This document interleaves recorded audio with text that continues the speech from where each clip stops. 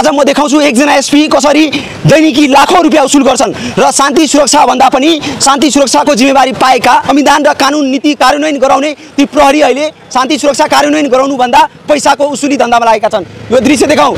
यति बेला हामी मध्य प्रदेश प्रहरी कार्यालय जनकपुर धाममा छौं। टिभी फुटेजबाट हामी प्रश्न गर्नेछौं सप्तरीका प्रहरी प्रमुख एसपी ढकेन्द्र खतिवडाले कसरी वरिष्ठ शैलीलाई प्रयोग गरिन्छ र फरार अभियुक्त भनिएका र व्यापारीहरूसँग पैसा उसुल गरिन्छ यो भिडियोमा हामी प्रश्न गर्नेछौं। यो नीलो ज्याकेट र कालो प्यान्टमा जुन व्यक्ति हेर्दै हुनुहुन्छ उहाँको नाम हो जोगानन्द मण्डल बुदन भनेर चिनिन्छ र गाँजा केसमा उहाँ फरार अभियुक्त हुनुहुन्छ भने सेतो ज्याकेट र कालो प्यान्टमा उहाँको भाइ हुनुहुन्छ अखिलेश मण्डल जो 4 लाख रुपैयाँ अहिले वरिष्ठ शैली विश्वनाथ त्रिपाठीलाई दिँदै हुन्छ। 2 लाख रुपैयाँ दिनुभयो, फेरि अर्को खल्तीमा हात राख्नुभयो, अब फेरि 2 लाख रुपैयाँ यताबाट दिनुहुन्छ र वरिष्ठ शैली विश्वनाथ त्रिपाठी पैसा रिसिभ गर्नुभयो, फोनमा कुरा गरेको जस्तो नाटक गर्नुभयो र त्यहाँबाट निस्किनुहुन्छ। यो सबै घटनाक्रममा हामी प्रश्न देख्न सक्छौं।